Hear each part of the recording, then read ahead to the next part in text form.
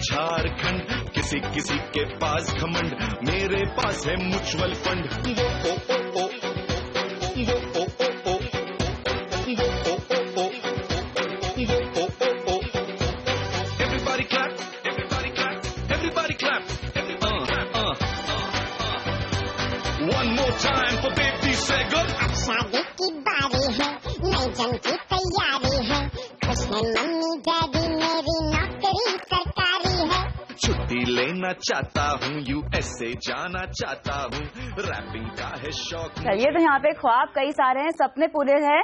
Mutual fund क्या आपके financial goals यहाँ पूरा करा सकते हैं? क्या म्यूचुअल फंड्स में निवेश से आप भविष्य की परेशानियों से लड़ने की पहले से तैयारी कर सकते हैं? शायद हाँ, यही वजह है कि अभी जो आपने गाना सुना है उसमें रैप किंग बाबा सहगल ने म्यूचुअल फंड में निवेश के फायदे आपको बताए हैं। आइए खुद बाबा सहगल से जानते हैं कि वो क्यों लोगों को म्यूचुअल फंड में निवेश के फायदे अपने खास अंदाज में बता रहे हैं। बाबा, आपका स्वागत है सीएनबीसी आवाज के इस खास पेशकश में। और साथ ही हमारे साथ आज पैनल पे हैं ऑप्टिमा मनी मैनेजर्स के डायरेक्टर पंकज मटपाल जी। आपका भी स्वागत है पंकज जी शो पे। सबसे पहले बाबा, मैं जानना चाहूंगी कि ठंडा ठंडा पानी और गोइंग टू द जिम, इतनी हिट रैप गाने आपने दिए हैं, उसके बाद म्यूचुअल फंड पे आपने रैप गाने के बारे में कैसे सोचा? सबसे पहले thank you so much Kavita and Pankaj, आपने मेरे को यहाँ पर बुलाया। और ये एक बेसिकली इंडिकेशन है कि जो पॉप म्यूजिक है जिसके जरिए हम लोग अपने गाने पेश कर सकते हैं, जैसे गोइंग टू द जिम और मेरे पास है म्यूचुअल फंड। यस, मैं ये कहना चाहूंगा कि म्यूचुअल फंड एक अब जिंदगी में बहुत एक अहम इन्वेस्टमेंट का एक जरिया है जो हर इंसान को करना चाहिए राइट फ्रॉम द बिगनिंग, जब वो पास आउट होता है, इनफैक्ट कॉलेज से निकलता है, नौकरी करता है, और सिस्टमैटिक इन्वेस्टमेंट प्लान में उसको इन्वेस्ट करना चाहिए। बाकी आप लोग तो बताते रहते हैं सब लोगों की व्हाट इज SIP, तो that is very very important. तो चाहे आदमी दिल्ली का हो या बुंदेलखंड का हो, मुंबई का हो या झारखंड को, कोई भी सिटी का हो, आपके पास अगर घमंड है तो मेरे पास म्यूचुअल फंड है।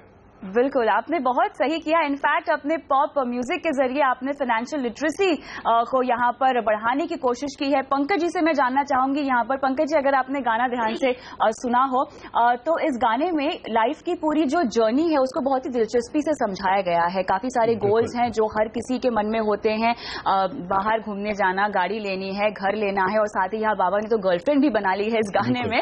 म्यूचुअल फंड के जरिए क्या हम ये सब कर सकते हैं? बिल्कुल कविता, देखिए मैंने सुबह से गाना कई बार सुना। जब मुझे मालूम चला कि आज बाबा हमारे साथ यहाँ पर आ रहे हैं तो मैंने कई बार इसको बार बार सुना। और अच्छी बात ये थी कि उन्होंने राइट फ्रॉम दैट की पॉकेट मनी बचाकर उससे मैंने गिफ्ट दिया, और प्लस मैंने बहुत सारे जो भी गोल्स थे, जो फाइनेंशियल गोल्स होते हैं, short term, long term, medium term, उसकी बात की। ये नहीं कि सिर्फ इन्वेस्टमेंट किया।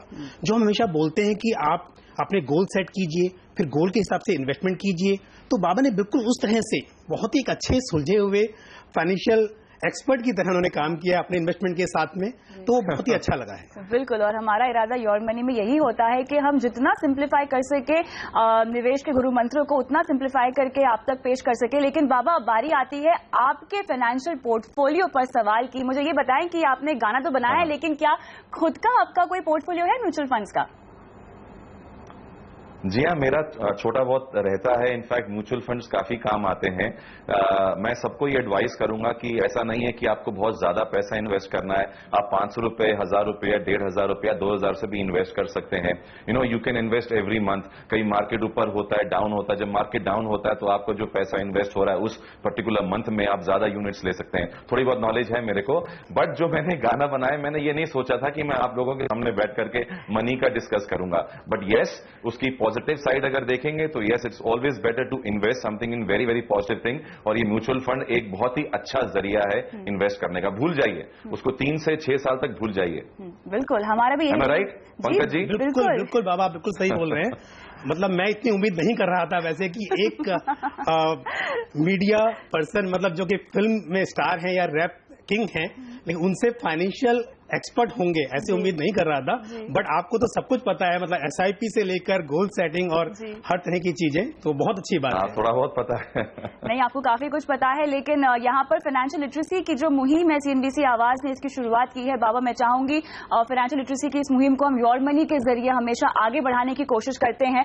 आपकी स्पॉन्टेनिटी के बारे में हम सब जानते हैं। आप जितनी जल्दी रैप बना सकते हैं शायद ही कोई हमारी इंडस्ट्री में बना सकता है। मैं चाहूंगी आप कुछ हमारे दर्शकों के लिए गुनगुनाएं।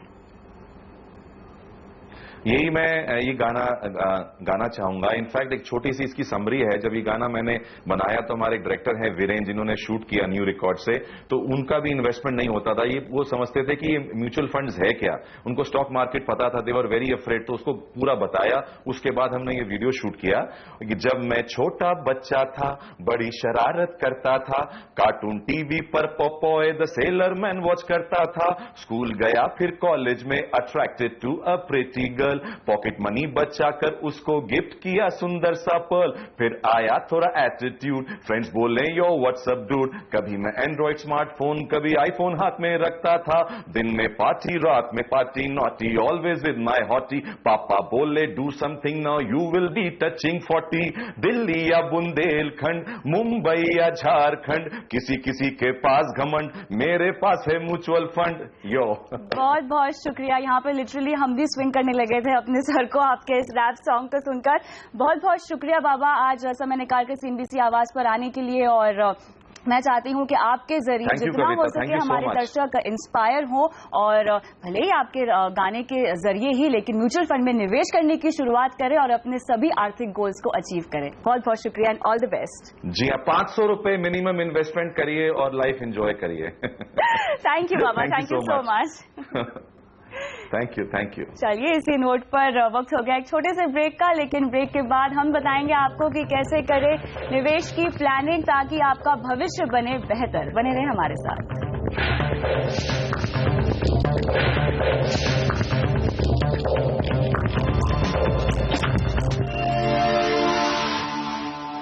Welcome back. योर मनी में अब शुरुआत करते हैं सवाल जवाब के सिलसिले के साथ, और हमारे पहले दर्शक जसवंत सिंह ने हमें अपना सवाल ईमेल के जरिए भेजा है। कुछ डिटेल्स इनकी मेरे पास हैं। 26 साल के हैं और 32,000 हर महीना कमाते हैं। इनका सवाल ये है कि एनपीएस में निवेश हटाकर 29,000 ये कहते हैं कि इनके पास आ रहे हैं और कोई जिम्मेदारी फिलहाल इनके ऊपर नहीं है, एज इन फाइनेंशियली कोई डिपेंडेंट नहीं है इनके ऊपर। हर महीने 20 से 22,000 रुपए का ये निवेश कर सकते हैं। अब जानना चाहते हैं कि कहाँ निवेश करें ताकि 15 साल में इन्हें चाहिए 1.5 करोड़ रुपए, उससे ये कैसे कमा सकते हैं, उसका एक रोड मैप चाहते हैं योर मनी से। पंकज जी, सबसे पहली बात तो मेरे ख्याल से ये केवल 26 ईयर्स के हैं और बहुत अच्छी बात है जसवंत जी कि आपने अपने निवेश के बारे में सोचा और योर मनी को अपना सवाल भेजा, क्योंकि हम आपको यहाँ पर सटीक और एकदम सही राय देंगे। एनपीएस का जिक्र किया है यहाँ पर इन्होंने, केवल वही एक इंस्ट्रूमेंट है जिसमें ये निवेश करते हैं, लेकिन उसके अलावा जो इनका बहुत बड़ा गोल है वो है 15 साल में इनको 1.5 करोड़ रुपए कमाने हैं। और एक अच्छी बात यह है कि ये काफी बड़ा चंक जो है वो निवेश कर सकते हैं। किस तरह का पोर्टफोलियो इनका होना चाहिए? काफी यंग है तो मेरे ख्याल से रिस्क अच्छा ले सकते हैं, तो इक्विटी ओरिएंटेड पोर्टफोलियो होगा। बिल्कुल, दोनों चीजें हैं। एक तो क्योंकि एज भी कम है और साथ में जो टाइम होराइजन है वो भी लॉन्ग है। 15 ईयर की बात कर रहे हैं तो लॉन्ग टर्म में डेफिनेटली इक्विटी हमने हमेशा देखा है कि लॉन्ग टर्म में रिटर्न्स अच्छे देती है। तो यहाँ पर सबसे इंपॉर्टेंट ये है कि अगर आप ये सोचेंगे हर महीने कितना करना है, तो सिंपल कैलकुलेशन कहती है कि आपको 35,000 से 40,000 हर महीने करना चाहिए। लेकिन क्योंकि समय बहुत लंबा है, आप समय के साथ में अपनी इन्वेस्टमेंट को बढ़ा भी सकते हैं। तो आपने जैसा बोला है कि 20 से 22,000 रुपया आप हर महीने कर सकते हैं। आप शुरुआत 20-22,000 से कीजिए, लेकिन हर साल 8 से 10% हर साल इसको बढ़ाते जाइए। मतलब इस साल अगर आप 20,000 कर रहे हैं तो अगली बार आप 28,000 रुपया इन्वेस्ट कीजिए। इस तरह से आप या जो भी आपका अमाउंट है उसको बढ़ाते जाइए टाइम के साथ में, ताकि आप अपना गोल अचीव कर सकें। दूसरी बात यह है कि अपने पोर्टफोलियो में इक्विटी और डेट दोनों रखिए, लेकिन ज्यादा एलोकेशन आपका इक्विटी में होना चाहिए। तो करीब आप 60-70% इजीली इक्विटी में रख सकते हैं, आपकी उम्र को देखते हुए, आपके टाइम होराइजन को देखते हुए, और बाकी का आप डेट में इन्वेस्ट कर सकते हैं। कुछ स्कीम भी मैं आपको सजेस्ट कर सकता हूं कि लॉन्ग टर्म है, तो आप यहां पर एक ICICI prudential value discovery fund, ये फंड में आप डाल सकते हैं, यहां पर इन्वेस्ट कर सकते हैं। दूसरा ऐसे ही बिरला सन लाइफ फ्रंटलाइन इक्विटी फंड है, इसमें आप इन्वेस्ट कर सकते हैं। और डेट कैटेगरी में आपके पास में जैसे ICICI लॉन्ग टर्म फंड है, उसमें आप निवेश करें। तो इस तरह से आप इक्विटी और डेट का एक अच्छा कॉम्बिनेशन बनाएं और समय के साथ में अपने पोर्टफोलियो को मॉनिटर करते रहें समय के साथ में, उसमें इन्वेस्टमेंट को बढ़ाते रहें। बिल्कुल, यहाँ पे जसवंत के जरिए बाकी दर्शकों को भी मैं ये समझाना चाहूंगी कि जसवंत के लिए अपने गोल्स अचीव करना ज्यादा आसान हो जाएगा, बिकॉज इन्हें कंपाउंडिंग का जो फायदा है वो मिल सकेगा। इनकी उम्र केवल 26 साल की है और यहाँ पर ये इतना जल्दी अपने निवेश की शुरुआत कर रहे हैं। इनका टाइम होराइजन निर्धारित है और जो निवेश की अमाउंट है, जो इनकी राशि है वो भी काफी बड़ी है और अगर इसमें ये इजाफा करते रहे तो अपने गोल को शायद उससे पहले भी अचीव कर ले। लेकिन पंकज जी, यहाँ पर जो यूथ की पार्टिसिपेशन है, खासतौर से फाइनेंशियल प्लानिंग को वो ध्यान में रखते हैं, आजकल अपने गोल्स लाइंड अप कर लेते हैं, उसके लिए सेविंग करते हैं और इन्वेस्टमेंट का भी अब हम देख रहे हैं रुझान बढ़ता ही जा रहा है। ये एक तरह से बहुत अच्छी बात है। बिल्कुल सही बात है। देखिए, काफी अभी अवेयरनेस आई है। अभी म्यूचुअल फंड की तरफ भी हम बात करें अगर, तो वहां पर भी काफी निवेश बढ़ा है। लोगों को ये समझने लगा है कि अब फिक्स डिपॉजिट और पोस्ट ऑफिस स्कीम के अलावा भी आपके पास और दूसरे ऑप्शंस हैं। तो पैसे को बचाना ही नहीं, उसको सही तरीके से इन्वेस्ट करना वो भी बहुत इंपॉर्टेंट होता है। तो अब ये बात देखी जा रही है कि लोग इन्वेस्टमेंट की तरफ ध्यान दे रहे हैं और अपने गोल को अचीव करने की कोशिश करते हैं। चलिए, तो यहाँ पर ये राय हमने आपको दे दी है और इसी के साथ हम आगे बढ़ते हैं और हमारे जो अगले दर्शक हमारे साथ फोन लाइन पे जुड़ रहे हैं, सुजन सोम। नमस्कार, आपका सवाल बताएं।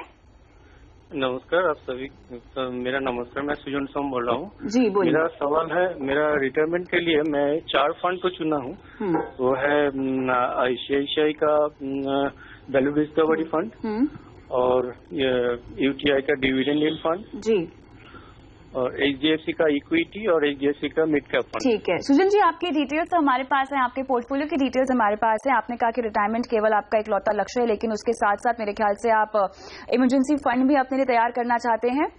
हाँ, मेरा एक इमरजेंसी फंड चाहिए जिसको मैं 6 महीना एक साल तक रख सकता हूँ। उसके बाद भी अगर इसका कोई जरूरत नहीं पड़ता है तो मैं उसको लॉन्ग टर्म के लिए रख भी सकता हूँ। मैं जानना चाहता हूँ कि इसका कौन सा फंड अच्छा होगा।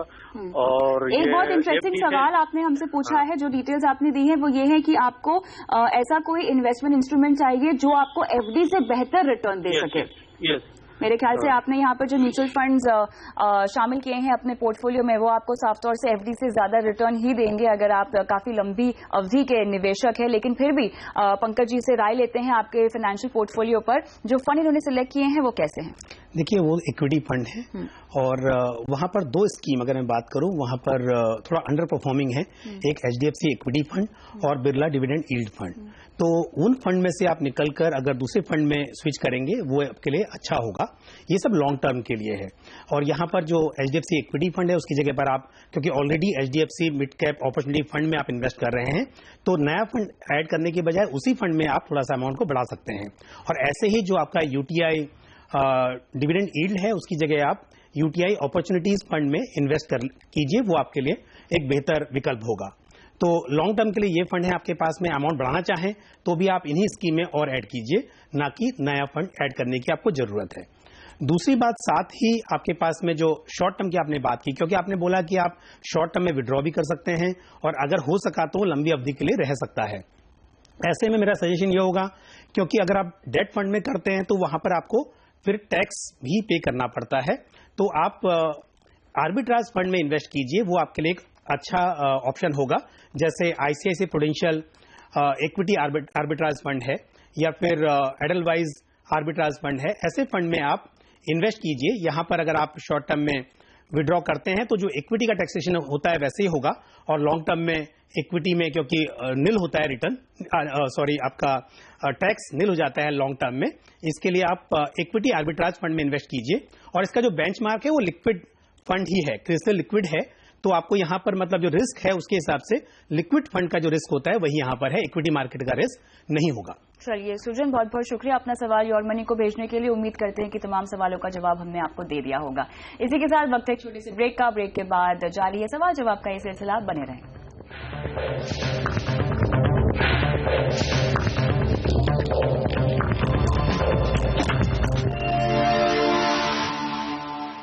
Welcome back. योर मनी में हम दे रहे हैं आपके सवालों के जवाब और आगे बढ़ते हैं।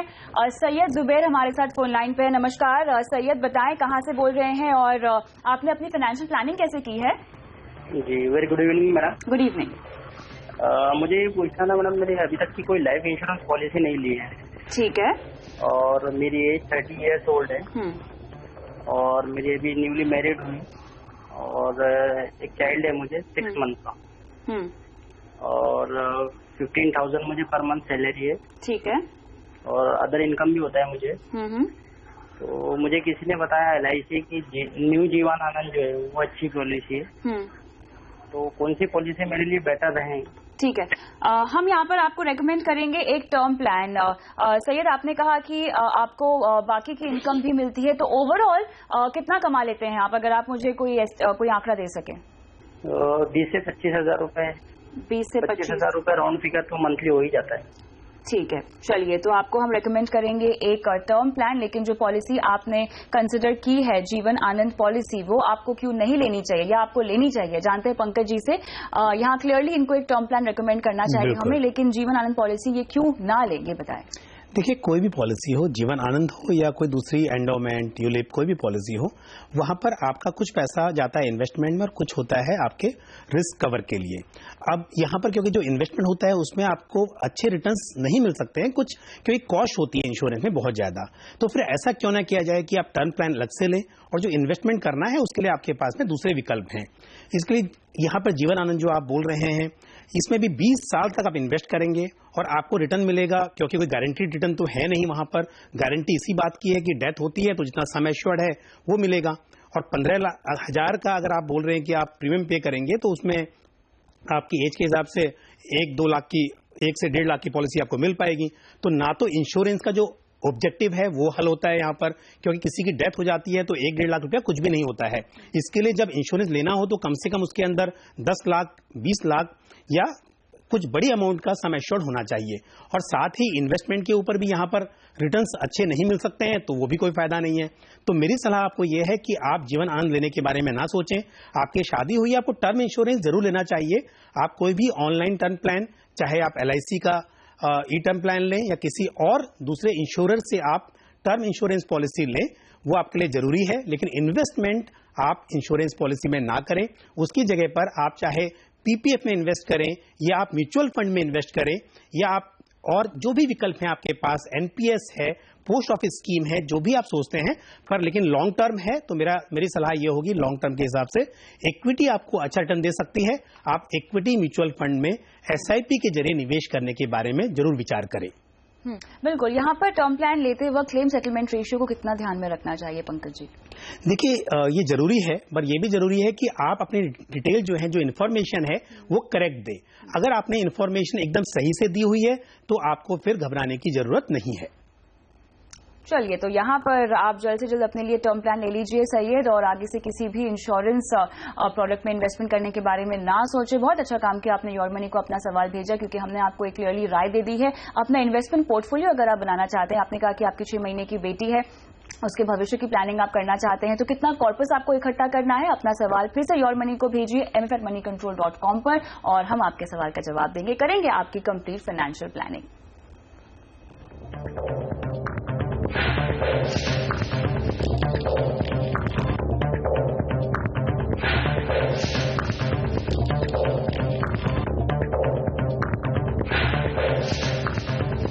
और इसी के साथ पंकज जी, बहुत बहुत शुक्रिया आज शो पर आके तमाम सवालों का जवाब देने के लिए। और योर मनी में आज के लिए इतना ही, लेकिन आप बने रहे CNBC आवाज के साथ। नमस्कार।